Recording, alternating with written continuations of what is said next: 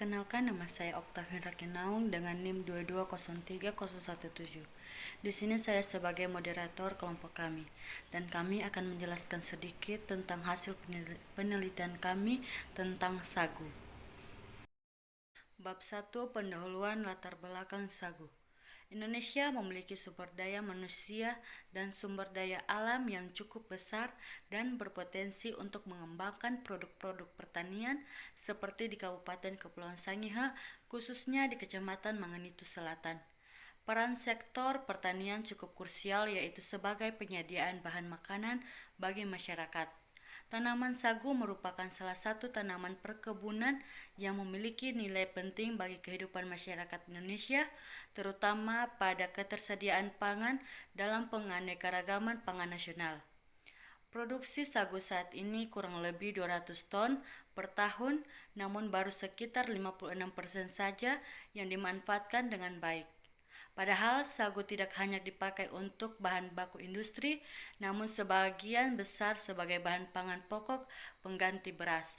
Rendahnya produksi di Kabupaten Kepulauan Sangihe, khususnya di Kecamatan Manganitu Selatan, karena pemerintah saat ini tidak serius mengembangkan budidaya tanaman tersebut. Dilihat dari sisi ketahanan pangan, produk pangan mengandung dan menyuplai karbohidrat yang dapat mendukung penganekaragaman pangan. Sebaliknya, jika dilihat dari sisi ekonomi, budidaya tanaman sagu dapat berkontribusi dalam meningkatkan penghasilan dan kesejahteraan petani serta pengrajin yang mengolahnya. Sagu yang dihasilkan di Kabupaten Kepulauan Sangihe, khususnya di Kecamatan Manganitu Selatan, yang sebagian besar masih menggunakan cara pengolahan yang sederhana bahkan tradisional. Maka penelitian tertarik untuk melakukan penelitian apakah usaha pengolahan sagu dengan menggunakan proses pengolahan yang lebih baik di Kabupaten Kepulauan Sangihe, khususnya di Kecamatan Manganitu Selatan, mendatangkan pendapatan dan keuntungan bagi pengolahan sagu di daerah tersebut. Dengan harapan penelitian ini dapat bermanfaat bagi siapapun yang membutuhkannya. Sebelum produk makanan dipasarkan ke konsumen, proses pengemasan atau packing umumnya dilakukan untuk membantu melindungi dan menjaga mutu dari sebuah produk. Kemasan makanan adalah bahan yang digunakan untuk mewadahi atau membungkus makanan, baik yang bersentuhan langsung atau tidak. Pengemasan bertujuan untuk melindungi produk dari kontaminasi luar, termaksud menjamin keamanannya, memelihara kualitas, dan meningkatkan masa simpan.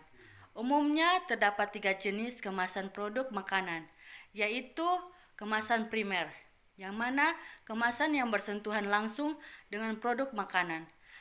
Yang kedua, kemasan sekunder, kemasan berisi produk yang sudah dikemas dengan kemasan primer.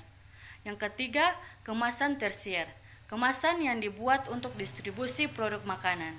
Ada juga jenis-jenis kemasan makanan yang beragam, mulai dari kertas, plastik, gelas, hingga logam.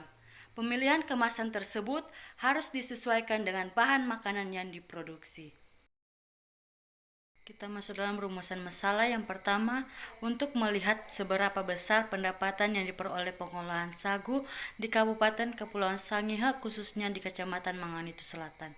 Yang kedua, untuk mengemas sagu dengan kemasan yang lebih baik dan menarik. Tujuan penelitian yang dilakukan oleh kami adalah untuk menganalisis pendapatan sagu di Kecamatan Manganitu Selatan, untuk mendapatkan kelayakan usaha pengolahan sagu di Kecamatan Manganitu Selatan, dan untuk menerapkan pengemasan yang lebih baik agar bernilai ekonomis yang lebih tinggi. Kita masuk dalam manfaat penelitian. Manfaat penelitian dapat dibagi menjadi 2, yaitu manfaat teoritis dan manfaat praktis. Manfaat teoritis dapat dijadikan bahan informasi atau petunjuk untuk perkembangan ilmu pengetahuan. Sedangkan manfaat praktis juga dapat dibagi menjadi dua, yaitu bagi peneliti dan lembaga. Bagi peneliti menambahkan dan mengembangkan pengetahuan peneliti mengenai tradisi pembuatan sagu, dan bagi lembaga memberi informasi kepustakaan bagi Politeknik Negeri Nusa Utara. 2. Tinjauan pustaka. Tanaman sagu termasuk ke dalam suku palma yang batangnya dapat menghasilkan pati. Tanaman sagu banyak terdapat di daerah-daerah rawa-rawa. Tanaman sagu di Indonesia umumnya hidup secara liar tersebar luas. Sagu memiliki ciri-ciri dengan tinggi sedang, setelah berbunga akan mati, akar terserabut, mempunyai akar nafas, batang berdiameter hingga 60 cm dengan tinggi 25 meter. Batang merupakan tempat penimbunan utama pati yang dihasilkan melalui proses fotosintesis. Sagu dikenal sebagai tanaman penghasil karbohidrat. Tanaman sagu memiliki keunggulan dibandingkan dengan tanaman penghasil karbohidrat lain karena relatif mudah tersedia lahan yang telah ditanami sehingga dapat langsung dimanfaatkan. Sagu dapat dipanen tanpa melakukan peremajaan atau penanaman ulang. Dapat dipanen dan diolah tanpa musim. Bab 3. Metode penelitian.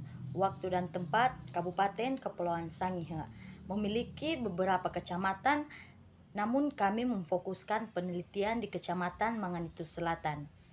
Ciri khas dari Kecamatan Manganitu Selatan yaitu sagu sangat melekat dalam kehidupan masyarakat, yang dimana sagu menjadi pilihan keluarga bukan hanya untuk konsumsi rumah tangga saja, tetapi juga sebagai sumber tambahan penghasilan bagi keluarga. Hal ini didukung dengan dibentuknya kelompok-kelompok petani sagu yang terdiri dari kaum lelaki. Waktu penelitian dilaksanakan yaitu selama 3 minggu untuk mengetahui keberlanjutan pangan lokal sagu.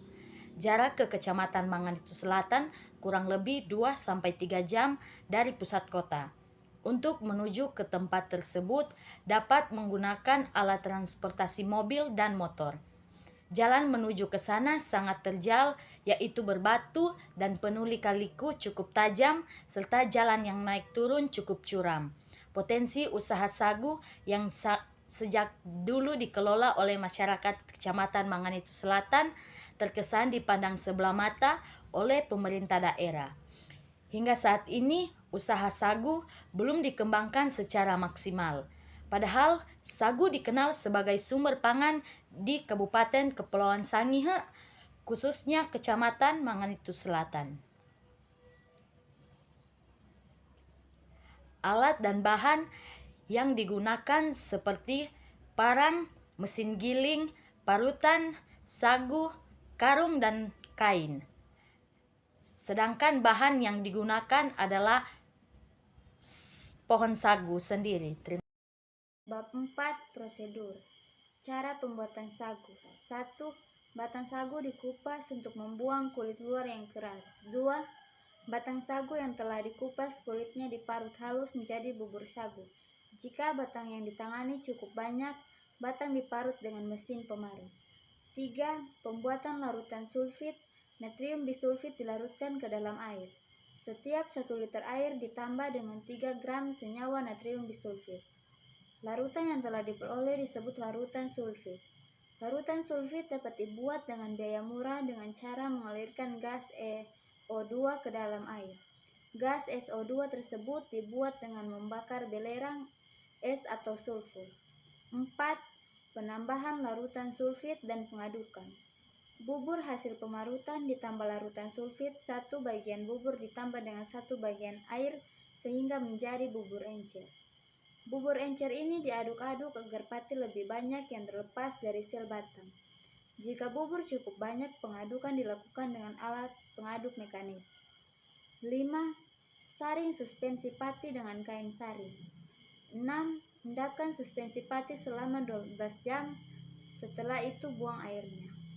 7. Keringkan pasta pati hingga kadar air di bawah 12%. 8. Giling tepung sagu kasar yang menjadi tepung halus. Sekian hasil presentasi kami. Semoga apa yang telah kami jelaskan dapat dimengerti dan dipahami. Terima kasih.